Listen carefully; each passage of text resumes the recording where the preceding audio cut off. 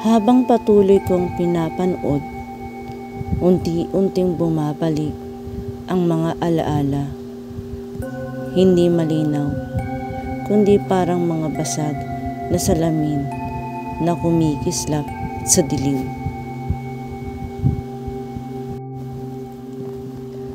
May mga gabing nagigising ako, may hapdi sa balat. Mga sugat na tila hindi galing sa tao. Sa umaga, tahimik kong inililibing ang mga alaga kong aso. Malamig at walang bakas ng laban. Sa bawat pagdungaw ko sa bintana, may mga aninong nagkukumpulan sa kanto. Mga bibig na gumagalaw pero walang tunog. Mga tsismis na parang dasal. Mga dasal na parang sumpa. Minsan, sa pagitan ng mga salitang Latin na inuusal ng matanda, naririnig ko ang pangalan ko. Pabulong, parang pagsinghot ng hangin bago bumuhos ang ulan. Minsan, sa pinakatahimik na oras ng gabi, may marahang kaluskos sa bubong. Hindi daga, hindi pusa, parang kuko ng isang nilalang na matagal nang naghihintay. At minsan, nagigising ako nang hindi makagalaw. Ang hangin mabigat at malamig.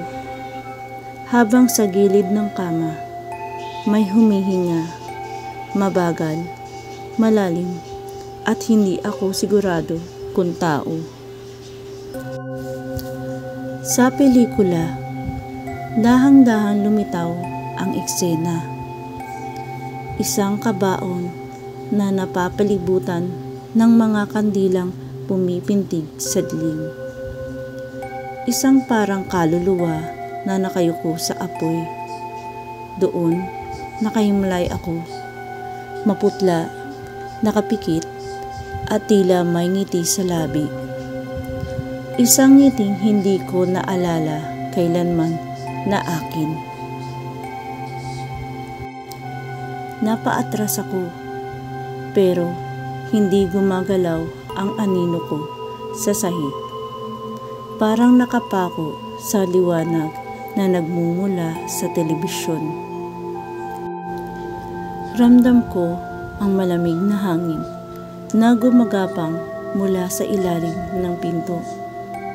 May dalang amoy ng lupa at bulaklak na parang galing sa sementeryo. Tumigil ang lahat. Ang tiktak ng orasan, ang ugong ng ref, maging ang sarili kong hininga. Hindi pwedeng ako yun. Bulong kong pilit kong tinatawid sa gitna ng katahimikan. Ngunit, habang kumikintab ang screen, unti-unting lumalabo ang eksena. Ang mga ilaw ng kandila sa pelikula ay parang lumalabas sa mismong silid ko. Sumasayaw sa gilid ng telebisyon. Sinusundan ako kahit saan ako tumingin. Nang nagdilim ang screen, sumalamin ito ng malinaw, tila salamin ng bintana sa gabi. Lumapit ako, nanginginig ang kamay. Ang mukha kong dapat ay nandoon, wala na. Sa halip, isang anyo ang bumuo sa likod ko.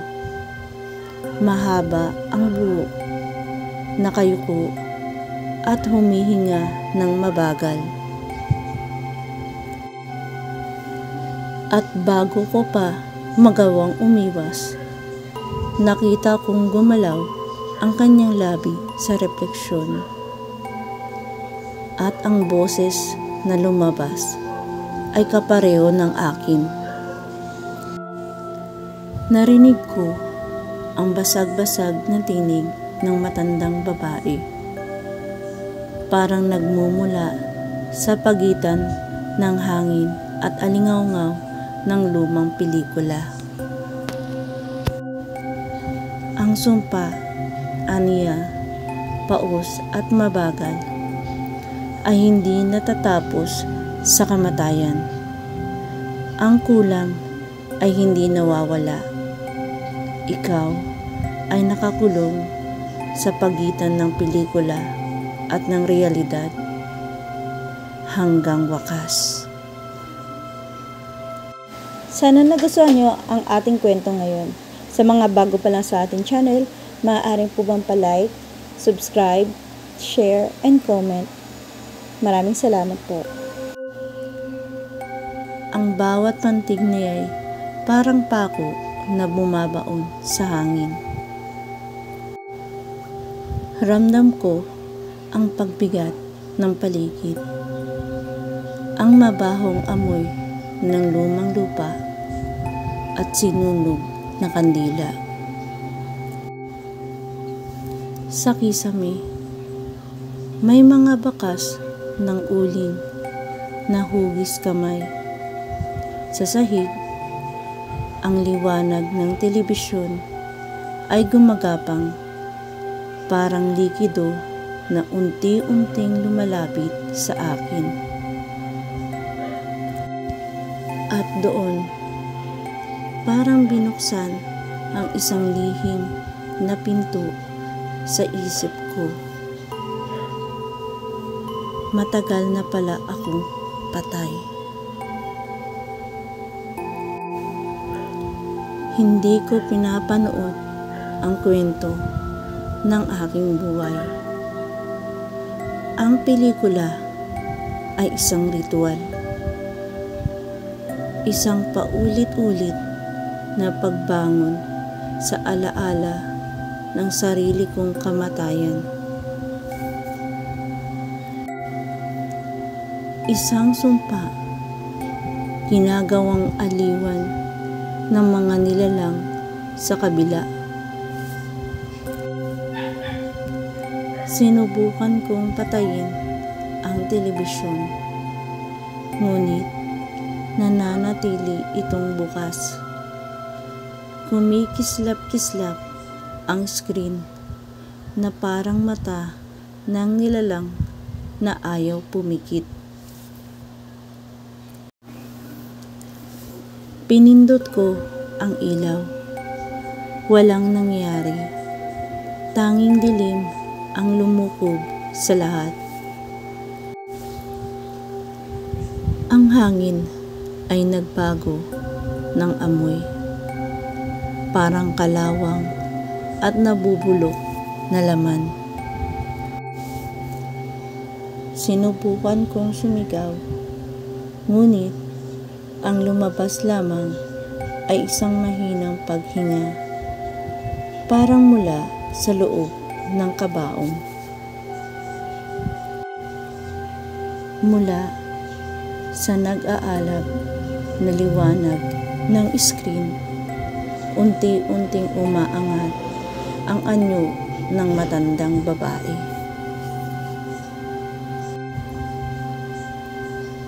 Ang kanyang balat ay tila papel na nasunog sa gilid.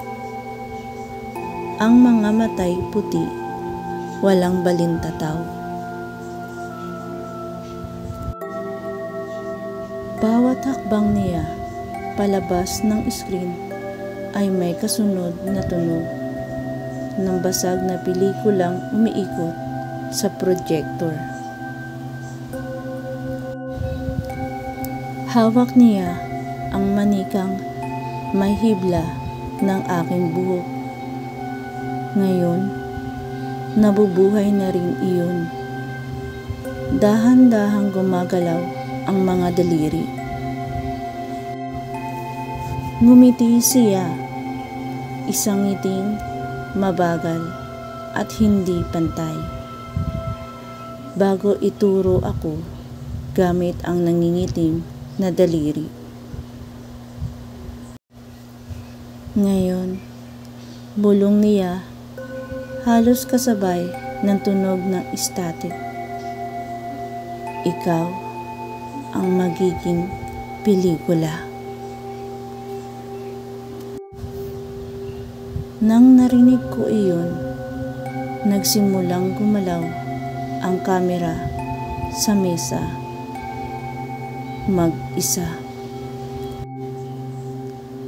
Ang lente nito ay tumutok sa akin. Kumikislap ang pulang ilaw sa gilid. Isang malamig na liwanag ang bumalot sa aking muka. Ang screen ng telebisyon ay muling lumiwanag. Ngunit ngayon, ako na ang nasa loob. Nakikita ko ang sarili kong nakaupo. Nanlilisik ang mata, nakangiti. Sa labas ng bintana, may mga aninong nanonood. Mga mukhang walang laman, mga matang kumikislap sa dilim. At habang ang pelikula ay nagsimulang tumakbong muli, narinig ko ang huling bulong ng matanda. Ang ritual ay nagsisimula na. At kapag natapos ito, may isa pang manonood na susunod sa iyo. Wakas. Kung mapanood mo ang pelikulang ito, ito'y kathang-isip lamang. Maraming salamat sa inyong pagsuporta. Mga kaibigan, maaari ba kayong mag-iwan ng comment tungkol sa ating kwento? Sa mga bago pa lang sa ating channel, maaari bang pa-subscribe, like, share, and comment? Maraming salamat sa inyong pagsuporta. Ang kwentong Kababalaghan.